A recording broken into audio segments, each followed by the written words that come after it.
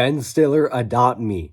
So I just watched the season 2 finale of Severance, and I actually thought it was horrible. I hated it. It was really bad. With the horrible acting, the horrible contributions given by Adam Scott, Britt Lauer, Zach Cherry, and what's his name? Tramel Tillman. They all sucked. I hated their acting so much.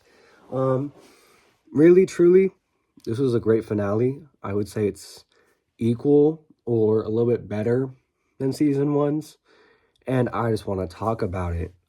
Of course, this season finale is the 10th episode of season 2, and it's called Cold Harbor. Now, this has been a very big build-up. Personally, this is all my life has been leading up to. It's a full hour and 15 minutes or something around there. And really the whole thing is just a roller coaster on there's just unexpected turns every 5 minutes, basically. And I gotta tell you, it's one of the best just sequences of television I think I've ever seen. I love many different shows. I've watched so many different shows. And I gotta say, going off of just the ending of this season, I think it may be my favorite. So I'm fresh off, watching it. So sorry if I forget some things, but it starts off the episode where episode 9 left off with,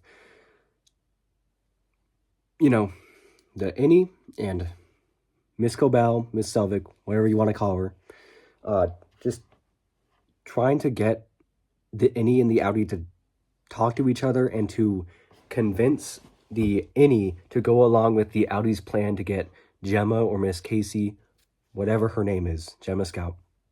But you're just trying to get her out of there, and just that whole sequence was so amazing because I never expected them to even be talking to each other, the Innie and the Outie. I only thought something along the same lines of that would happen if Mark fully reintegrated, which there's this huge discussion on whether he actually would if the plan worked out, which it clearly didn't by the end, but I digress. But if the plan actually did work and, both Outie, Mark, and Gemma got out of there, would he actually continue to the reintegration process, and how even would he do that? He doesn't have Ragabi. He doesn't have anyone else he knows who could do reintegration other than maybe Miss Cobell, but I don't know if you can do that.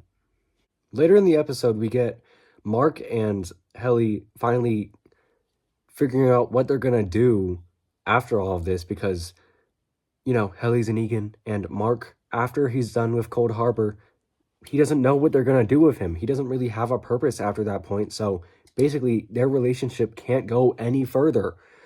And Helly tries to reassure to Mark that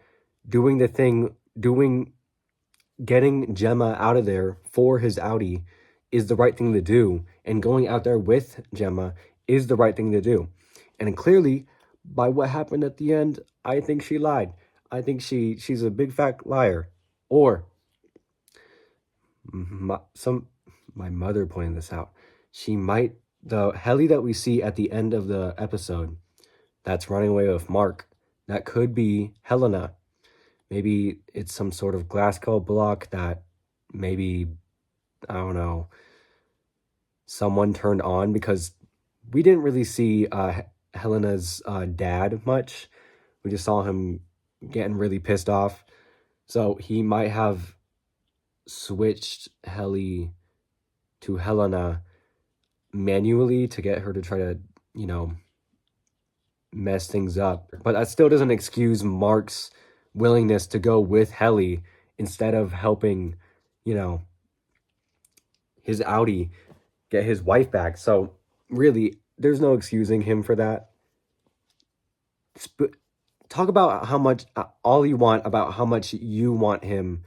You believe that he wouldn't be doing this, but I don't care. That's just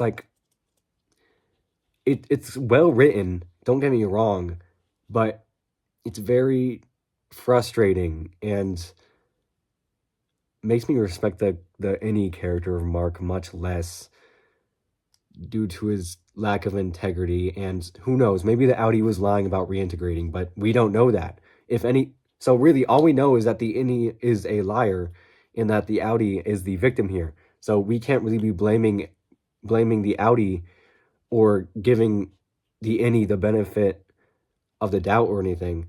No, it's his fault. Like, we shouldn't be excusing his behavior here. It's completely his fault. After all of that, Mark gets congratulated for completing Cold Harbor. Because why wouldn't he? He deserves it. He's a hard worker after all. So how do they, celebrate all this? Well, obviously a marching band, so I don't know what else you were expecting. And oh my god, thank you. We got another milkshake dance scene. I would have cried actual tears. They'd be going down to my legs, down to my feet, and it'd be streaming out of my house. That'd be how many tears I'd be streaming out of my eyes. I would be devastated if we didn't get another dance scene. The goat lady returns with a goat. As expected, she is the goat lady. And, secret wall with Drummond, Mr. Drummond, tries to shoot the goat. That's all real. There's this whole fight before he shoots him in the elevator. And, this is the first, I think, fight scene in Severance just in general. The closest thing I think there was when Ragabi hit that one guy in the back of the head and I think killed him. That's not really a fight, though. That's just like a sneak attack. So sneak attacks don't count. That's basically the finale. Of course, I'm missing so much stuff. I'm just spitballing here out of what I personally picked up from my first watch. And really, this is a great season finale from what, like the previous episodes before this, were a little bit weaker, I would argue. Not bad in any way. I'm not stretching it to say it's bad. They were all great, but I'd say that like season 2 started off really, really well, then kind of slowed down and then picked up really fast near the end, which that's not bad. Like pacing, I didn't really have much of a problem with pacing this season. Just it felt like it slowed down a little bit nearing the end. I could be completely wrong, and I'm not a writer. Please keep that in mind.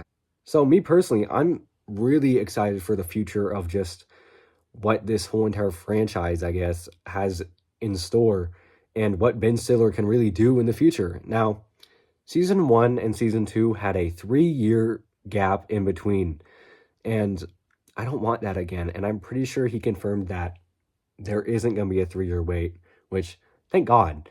I'm not doing that again. I was struggling for those 3 years with that cliffhanger of season 1. And I'm guessing it's going to be like a year, but you know what? Let's bump it up by 2 more. Let's have a 5-year wait. That'd be fun. Really, Ben Stiller, take as much time as you want. I know you're going to need it, so really just take a couple years off. Yeah. But yet again, I hate Ben Stiller. I hate Severance. I hate this season. I hated last season. I hate Ben Stiller's dog.